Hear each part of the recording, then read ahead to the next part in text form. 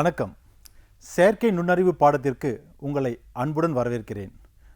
நான் முனைவர் கு. மோகன், வேலூர் தொழில்நுட்ப பல்கலைக்கழகத்தில் பேராசிரியராக பணியாற்றி வருகிறேன். இந்த காணொளியில் நாம் நேச்சுரல் லாங்குவேஜ் ப்ராசஸிங், அதாவது இயற்கை மொழி செயலாக்கம் என்றால் என்ன, இது செயற்கை நுண்ணறிவில் எந்த அளவுக்கு ஒரு முக்கிய தாக்கத்தை ஏற்படுத்துகிறது என்பதை பற்றி விரிவாக அறிந்து கொள்ள இருக்கிறோம். பொதுவாக நாம் கணிப்பொறிகளை எதற்காக பயன்படுத்தி கொண்டு இருக்கிறோம் என்றால், நமக்கு தேவையான அன்றாட வேலைகளை சுலபமாக்குவதற்கும் நம் பணிகளை குறைப்பதற்கும் கணினிகளை பயன்படுத்தி கொண்டிருக்கிறோம்.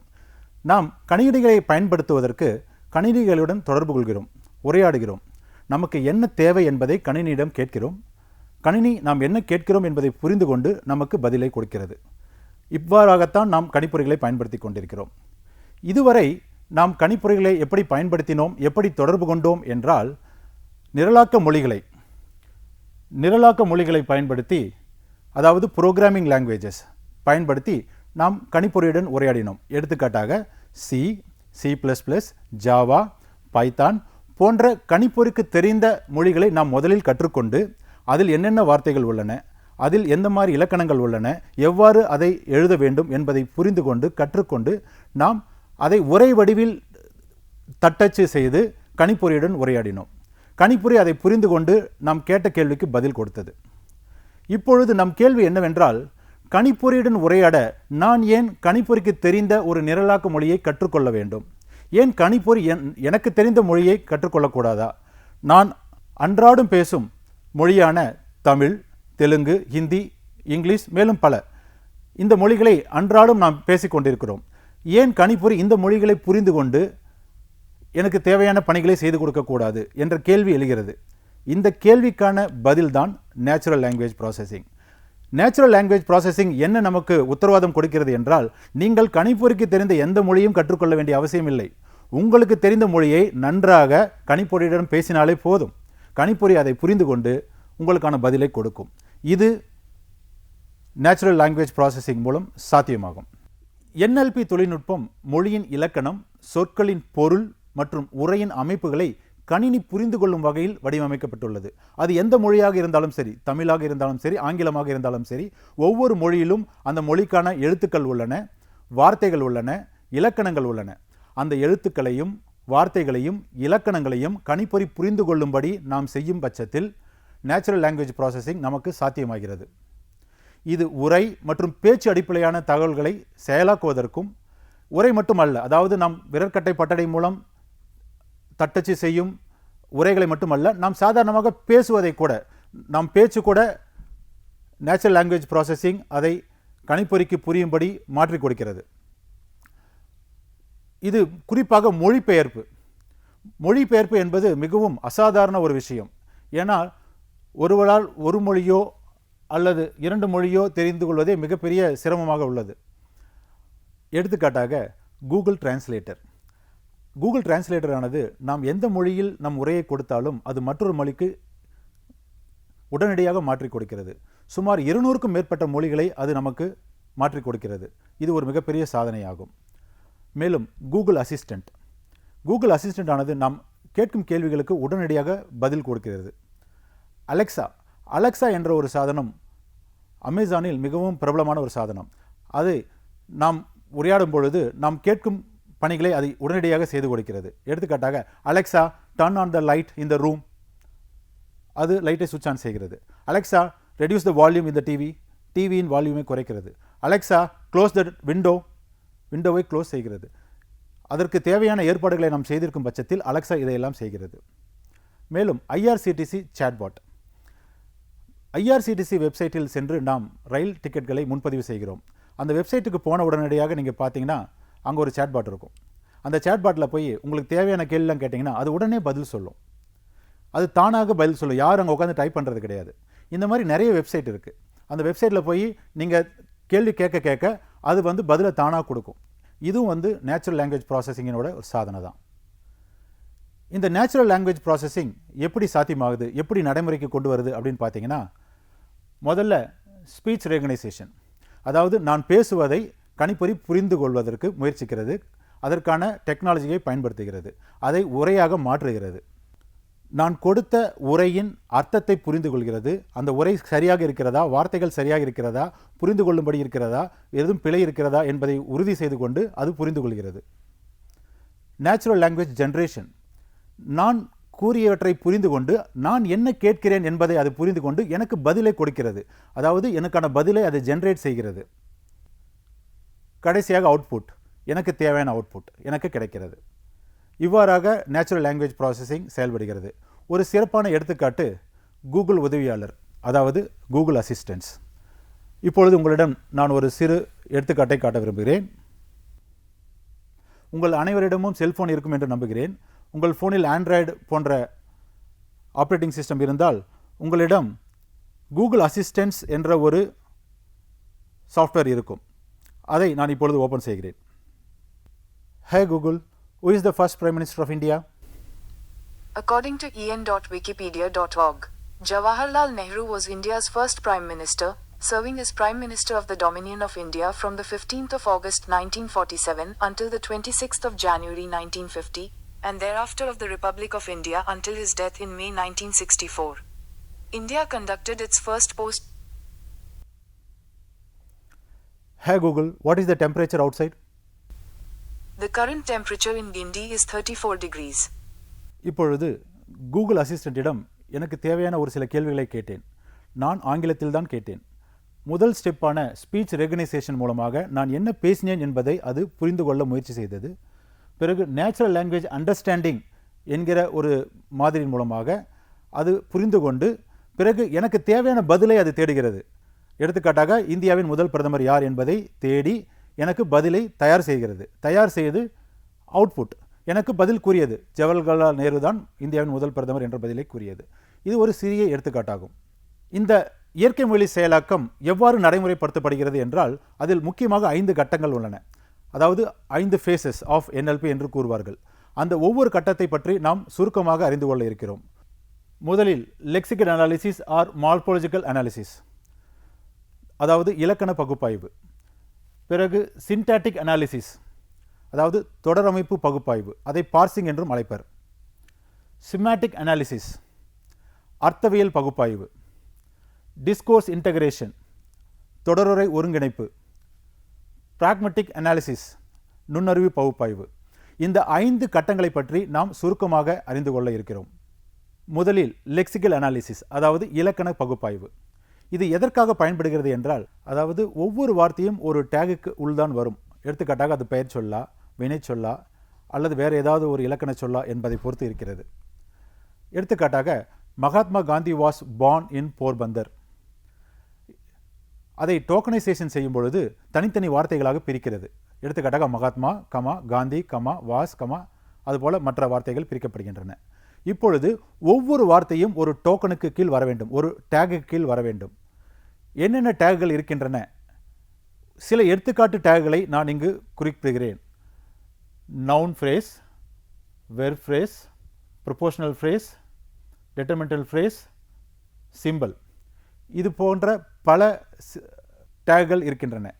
இந்த எடுத்துக்காட்டில் நவுன் ஃப்ரேஸ், அதாவது பெயர் சொல், மகாத்மா, காந்தி, போர்பந்தர் இவையெல்லாம் பெயர் சொல்லின் கீழ் வரும்.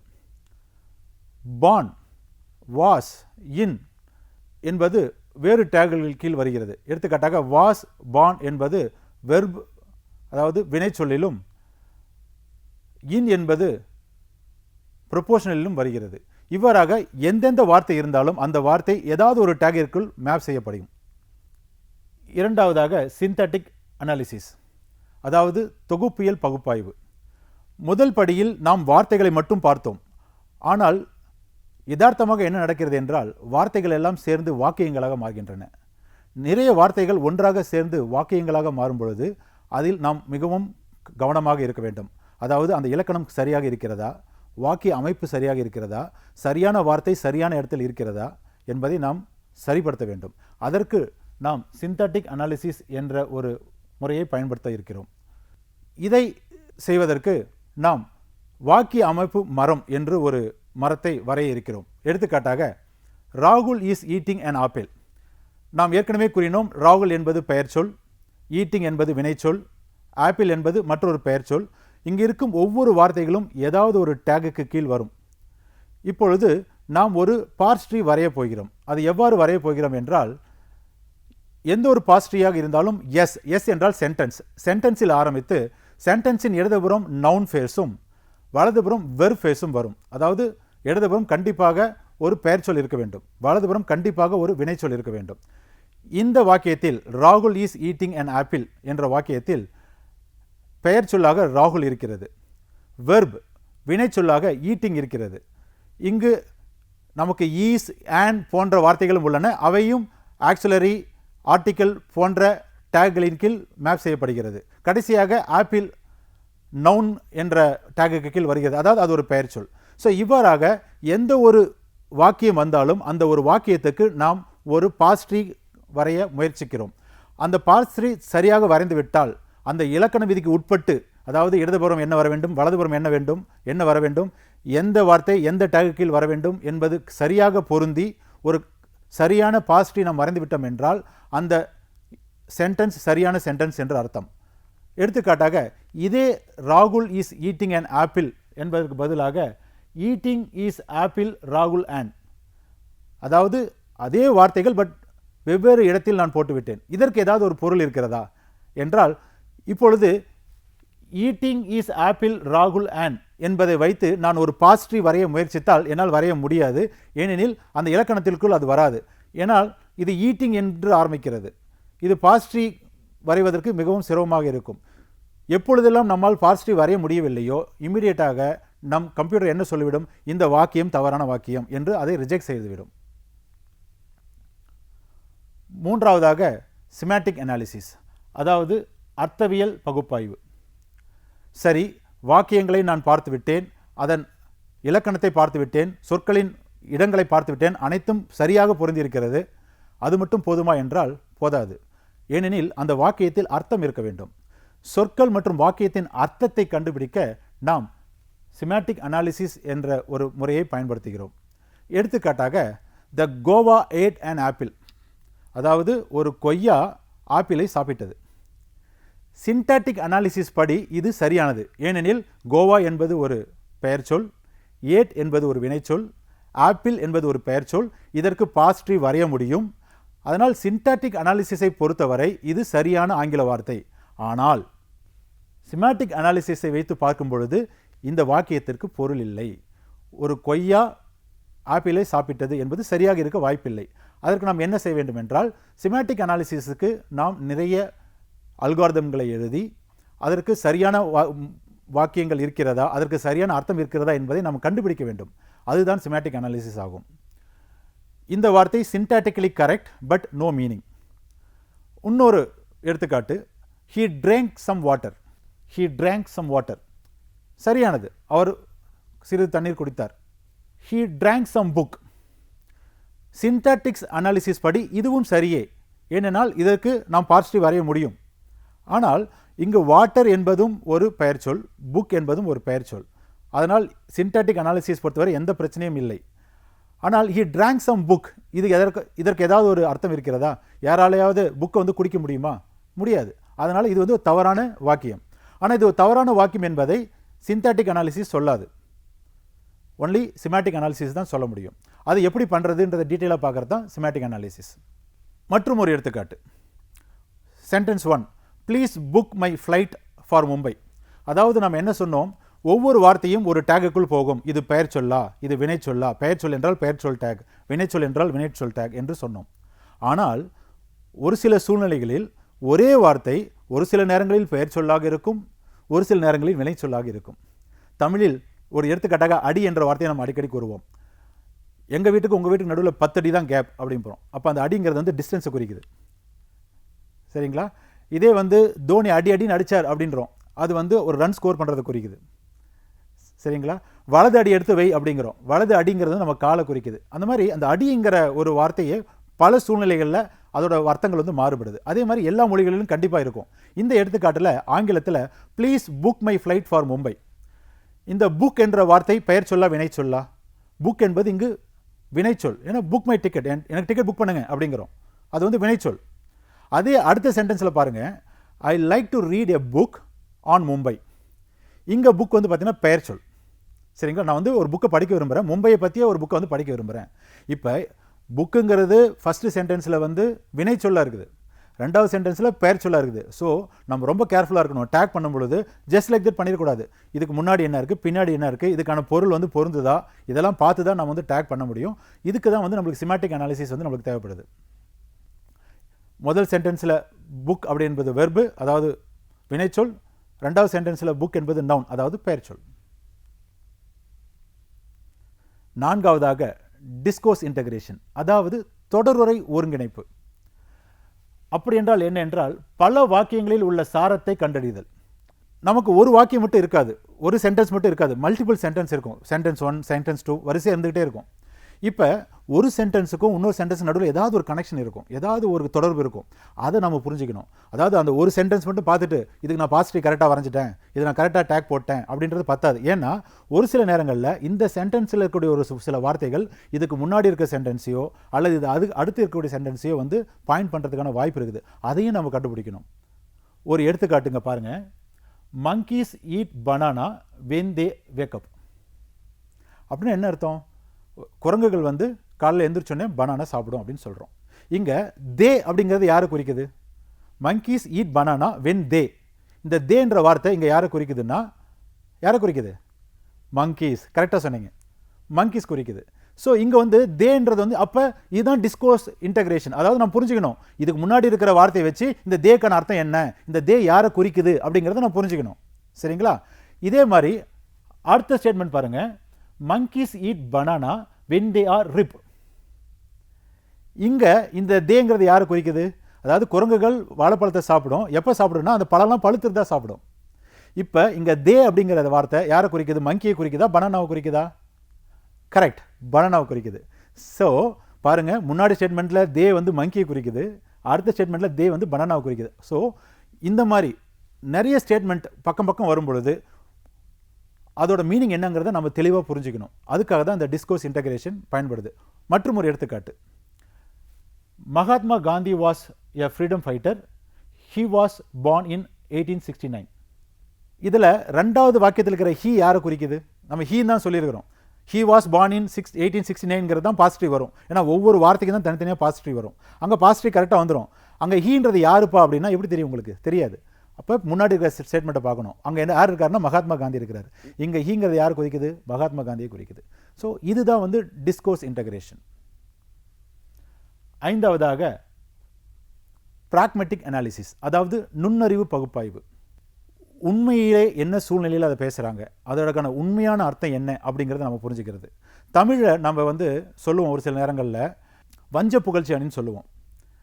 அதாவது நம்ம வந்து சொல்லுவோம், அது வந்து வெளியேந்து பார்க்குறதுக்கு அர்த்தம் வேறையாக இருக்கும், உள்ளர்த்தம் வேறையாக இருக்கும். அப்போ கரெக்டான அர்த்தத்தை நம்ம கரெக்டாக புரிஞ்சுக்கணும். அவ்வளோ நல்லவனாடா நீ அப்படின்னு நீங்கள் சொல்லுவீங்க, அப்படின்னா அவன் நல்லவன் நீங்கள் சொல்ல வரல, அதுதான் அர்த்தம் ஆக்சுவலாக. சரிங்களா? அப்போ அந்த வார்த்தைகளை மட்டும் வச்சு பார்க்கும்போது அதோட அர்த்தம் வேறையாக இருக்கும். ஆனால் அது யார் சொல்கிறா, எந்த சூழ்நிலையில் சொல்கிறா, எதுக்காக சொல்கிறா அப்படின்னு பார்க்கும்போது அதோட அர்த்தம் வேறையாக இருக்கும். அதுதான் வந்து நுண்ணறிவு பகுப்பாய்வு. எடுத்துக்காட்டாக க்ளோஸ் த டோர், இது வந்து ஒரு வார்த்தை. ரெண்டாவது வார்த்தை ப்ளீஸ் க்ளோஸ் த டோர். இது ரெண்டுக்கு என்ன வித்தியாசம் இருக்குதுன்னு பார்த்தீங்கன்னா, ஃபஸ்ட்டு சொல்கிறது வந்து பார்த்தீங்கன்னா ஒரு ஆர்டர், கதை மூட்டு போ அப்படிங்கிற மாதிரி. சரிங்களா? இதே ரெண்டாவதாக சொல்கிறது பார்த்தீங்கன்னா ஒரு ரெக்வஸ்ட். ஸோ இது வார்த்தை தான், ஆனால் இது ஒரு மூடை சொல்லுது. அதாவது வந்து ஒரு ஆர்டராக சொல்கிறாங்க, ஒரு ரெக்வஸ்ட்டாக சொல்கிறாங்க, கோபமாக சொல்கிறாங்க, பணிவாக சொல்கிறாங்க, ஆதங்கத்தில் சொல்கிறாங்க. இவங்க இதை தான் சொல்ல வராங்க, இதை தான் அவங்க மீன் பண்ணுறாங்க அப்படிங்கிறத நம்ம தெளிவாக புரிஞ்சுக்கிறதுக்கு பேர் தான் நுண்ணறிவு பகுப்பாய்வு. இதுவும் நம்மளுக்கு நேச்சுரல் லாங்குவேஜ் ப்ராசஸிங்கில் தேவைப்படுது. ஏன்னா ஒரு சில நேரங்களில் ஒரு சில உரைகள் அப்படி இருக்கும், நம்ம அதை நுண்ணறிவோடு பார்த்து படித்தாதான் நம்மளால் அதுக்கான சரியான பதிலை புரிஞ்சிக்க முடியும், சரியான காரணங்களை புரிஞ்சிக்க முடியும். மற்றும் ஒரு எடுத்துக்காட்டு, ஐ saw the man with the binocular. இதிலிருந்து நம்மளுக்கு என்ன புரியுது? ஐ saw the man with the binocular. நமக்கு இங்கே குழப்பம் வரலாம். அதாவது பைனாக்குலர் வச்சுருந்த ஒரு மனுஷனை நம்ம பார்த்தோமா, இல்லை நம்ம பைனாக்குலர் மூலமாக ஒரு மனுஷனை பார்த்தோமா? ரெண்டுமே வருது இல்லைங்களா? ஆனால் ரெண்டும் வெவ்வேறு அர்த்தம். You used to the binocular to see the man, அதாவது ஒரு பைனாக்குலரை வச்சு நீங்கள் ஒரு மனுஷனை பார்த்தீங்களா, அல்லது நீங்கள் பைனாக்குலர் வச்சிருக்கிற ஒரு மனுஷனை பார்த்தீங்களா? ஸோ ரெண்டுக்கும் வித்தியாசம் இருக்குது. இப்போ நம்ம என்ன பண்ணுறது? இது நம்ம எப்படி கரெக்டாக புரிஞ்சிக்க முடியும்?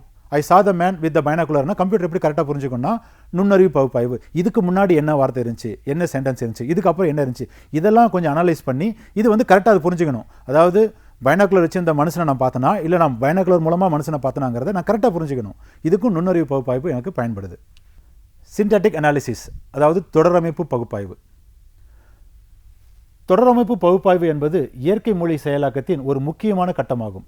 5 கட்டங்களில் இது ஒரு முக்கியமான கட்டம். இது ஒரு வாக்கியத்தின் இலக்கண அமைப்பை ஆய்வு செய்வதை குறிக்கிறது. அதாவது ஒரு வாக்கியம் இருந்தால் எந்த மொழியாக இருந்தாலும் அந்த வார்த்தை சரியாக இருக்கிறதா, இலக்கணம் சரியாக இருக்கிறதா, அந்த எழுத்துக்கள் சரியாக அமைக்கப்பட்டுள்ளதா, அந்த வார்த்தைகள் சரியாக அமைக்கப்பட்டுள்ளதா என்பதை அறிய வேண்டும். அதுதான் சின்டாக்டிக் அனாலிசிஸ். அதாவது ஒரு வாக்கியத்தில் உள்ள சொற்கள் எவ்வாறு அமைக்கப்பட்டுள்ளன மற்றும் அவை ஒன்றுக்கொன்று எவ்வாறு தொடர்புடையவை என்பதை புரிந்து கொள்வதற்காக செய்யப்படுகிறது. சின்டாக்டிக் அனாலிசிஸ் உள்ள முக்கிய கூறுகள். முதல் முக்கிய கூறு பார்சிங். நாம் சற்று முன்பாக பார்த்தோம் பார்சிங் ட்ரீ. அதாவது ஒரு வாக்கியத்தை கொடுத்தால் அந்த வாக்கியத்திற்கான இலக்கண அமைப்பை பகுப்பாய்வு செய்து அதற்காக நாம் ஒரு மரத்தை வரைவோம், ஒரு மரமடிவில் வரைவோம். சரியாக மரமடிவில் வரைந்து விட்டோம் என்றால் அந்த வாக்கியம் சரியாக இருக்கிறது என்று அர்த்தம். எவ்வாறு அந்த மரம் வரையப்படுகிறது என்றால் இலக்கண விதிகள், அதாவது கிராமர் ரூல்ஸ். ஒவ்வொரு மொழிக்கும் இலக்கண விதிகள் இருக்கும். அந்த இலக்கண விதிக்கு உட்பட்டு அந்த சொற்கள், அந்த சொற்றொடர்கள் இணைக்கப்பட்டுள்ளதா என்பதை வரையறுத்து அந்த விதிகளை சரி செய்து ஒப்பீடு செய்து அனைத்தும் சரியாக இருக்கிறது என்பதை உறுதி செய்வதே சின்டாக்டிக் அனாலிசிஸ் ஆகும். எடுத்துக்காட்டாக பார்சிங்.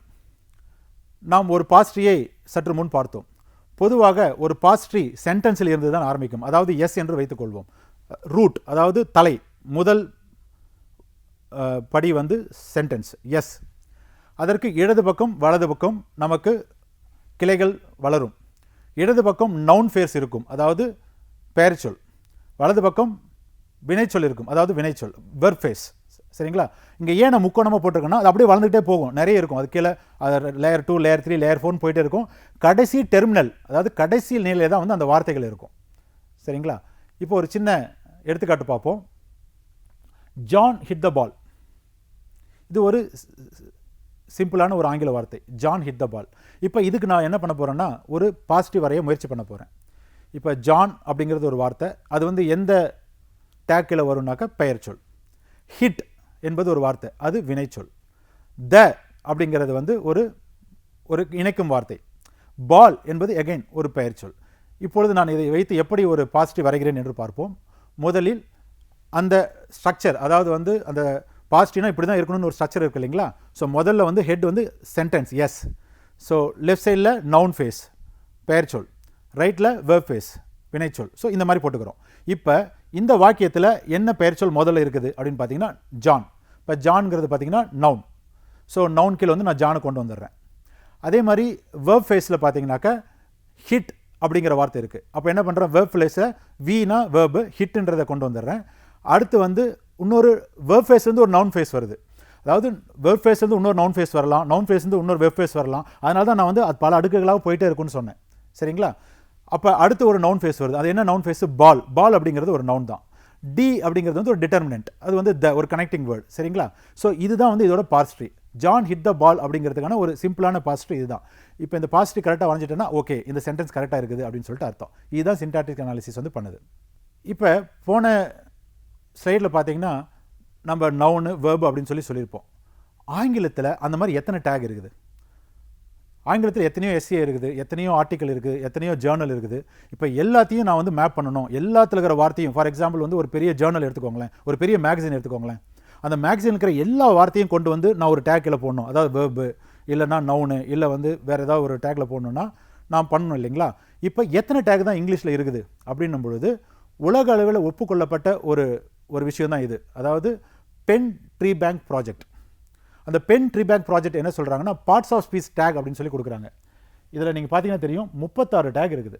ஃபஸ்ட்டு டேக் பார்த்தீங்கன்னா சிசி, சரிங்களா? அடுத்து சிடி, அந்த மாதிரி வந்துட்டே இருந்தீங்கன்னா உங்களுக்கு நவுன் பாருங்களேன், 12வது டேக்கில் இருக்குது நவுன். என்னன்னா சிங்குலர் நவுன். 13வது ப்ளூரல் நவுன். அந்த மாதிரி பார்த்தீங்கன்னா நிறைய இருக்குது, 36 இருக்குது. ஸோ இந்த பென் பேங்க் ட்ரீ என்ன சொல்கிறாங்கன்னா உலகத்தில் இருக்கிற எந்த ஆர்டிக்கலாக இருந்தாலும் அது ஆங்கில ஆர்டிக்கலாக இருந்தால் இந்த 36 டேக்குள்ளே எல்லாத்தையும் அடைக்கிடலாம் அப்படின்னு சொல்கிறாங்க.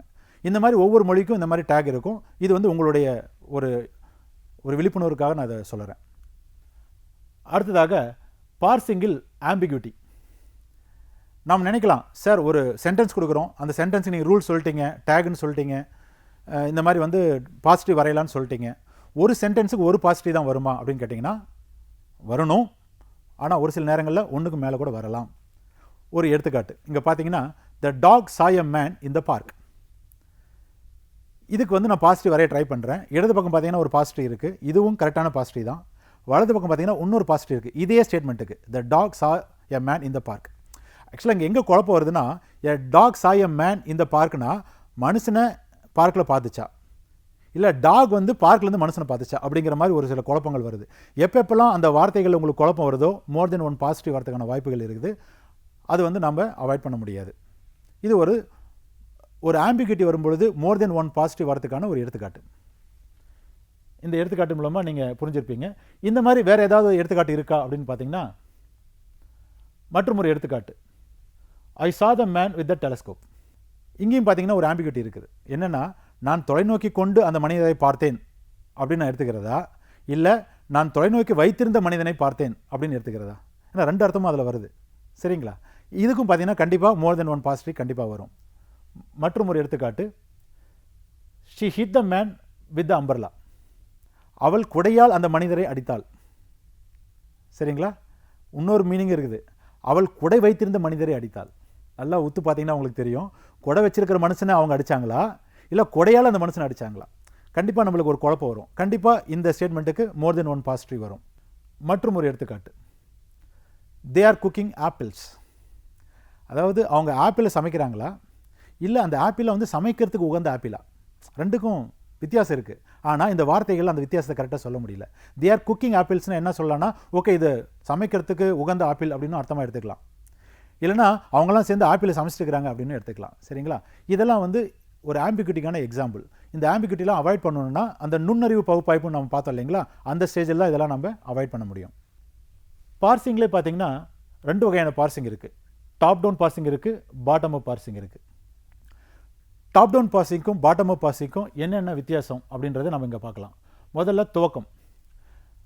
டாப் டவுன் பார்சிங்கில் நம்ம சிம்பிள்லேருந்து தொடங்குறோம். அதாவது ஸ்டேட் சென்டென்ஸ் அப்படிங்கிற சிம்பிள்லேருந்து தொடங்கி கீழே வரும், அதாவது மேலேருந்து கீழே வரும், அதுதான் டாப் டவுன். சரிங்களா?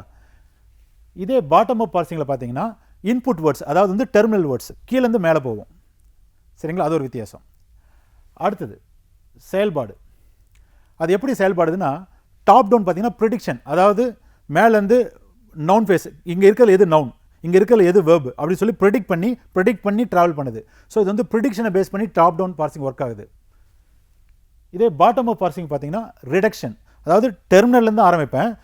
நான் வந்து ஒரு டெர்மினலில் ஒரு வேர்டு இருக்கும், அந்த வேர்ட்லேருந்து நான் மேலே இருக்கக்கூடிய லெவலுக்கு போவேன், அதுக்கு மேலே இருக்கக்கூடிய லெவல் போவேன். ஸோ இது வந்து ரிடக்ஷன் சொல்லி சொல்கிறோம். சரிங்களா? ஸோ இந்த மெத்தட் யூஸ் பண்ணி தான் வந்து பாட்டம் அப் பார்சிங் வந்து ஒர்க் ஆகுது.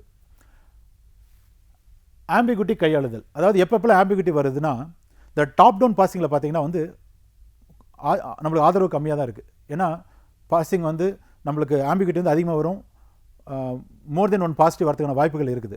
இதே பாட்டம் அப் பார்சிங்கில் பார்த்தீங்கன்னா ஆம்பிகுட்டி வரதுக்கு வாய்ப்பு வந்து கொஞ்சம் கம்மி. சரிங்களா? ஸோ எப்பப்பெல்லாம் உங்களுக்கு கிராமர் வந்து ரொம்ப குழப்பமாக இருக்குது, சென்டென்ஸ் ரொம்ப பெருசாக இருக்குது அப்படின்னும் பொழுது நம்ம பாட்டம் அப் பார்சிங் போகும்போது நம்மளுக்கு கரெக்டாக இருக்கும். எப்பப்பெல்லாம் நம்ம வாக்கியம் ரொம்ப சிம்பிளாக இருக்குது அப்படின்னும் பொழுது நம்மளுக்கு டாப் டவுன் பார்சிங் தான் ரொம்ப ஈஸியாக இருக்கும். சரிங்களா? கடைசியில் பார்த்தீங்கன்னா வேகம் எடுத்துக்கிட்டிங்கன்னா டாப் டவுன் வந்து ரொம்ப ஸ்பீடாக இருக்கும். சரிங்களா? ரொம்ப சிம்பிளான கிராமருக்கு ரொம்ப வேகமாக வேலை செஞ்சிடும். சரிங்களா? இதே ரொம்ப சிக்கலான கிராமராக இருந்துச்சுன்னு வச்சுக்கோங்களேன், நம்மளுக்கு பாட்டம் அப் தான் வந்து சிறப்பாக இருக்கும். ஏன்னா இதனோட வேகம் வந்து கொஞ்சம் கம்மியாக தான் இருக்கும். சுருக்கமான பின் விளக்கம். அதாவது இந்த காணொளியில் இதுவரை நாம் என்னென்ன கற்றுக்கொண்டோம் என்பதை சுருக்கமாக பார்க்கலாம். முதலில் NLP என்றால் என்ன, அதாவது நேச்சுரல் லாங்குவேஜ் ப்ராசஸிங் என்றால் என்ன, அதனுடைய முக்கியத்துவம் என்ன, அது எந்தெந்த அப்ளிகேஷன்களில் பயன்படுத்தப்படுகிறது என்பதை பற்றி விரிவாக பார்த்தோம். அதில் உள்ள 5 கட்டங்கள், அதாவது morphological analysis, synthetic analysis, சிமேட்டிக் analysis, disclosure, நுண்ணறிவு அனாலிசிஸ், இந்த 5 கட்டங்களை நாம் விரிவாக பார்த்தோம். கடைசியாக சிந்தட்டிக் அனாலிசிஸ் பற்றி சற்று விரிவாகவே பார்த்தோம். ஒரு பார்ஸ் என்றால் என்ன, அதை எப்படி வரைகிறோம், அதில் எப்பொழுது ஆம்பிகுட்டி வருகிறது, அதை எப்படி குறைக்கலாம், டாப் டவுன் பாட்டம் அப், இது அனைத்தையும் நாம் கற்றுக்கொண்டோம். மேலும் அடுத்த தகவல்களை அடுத்த காணொளியில் காணலாம். நன்றி.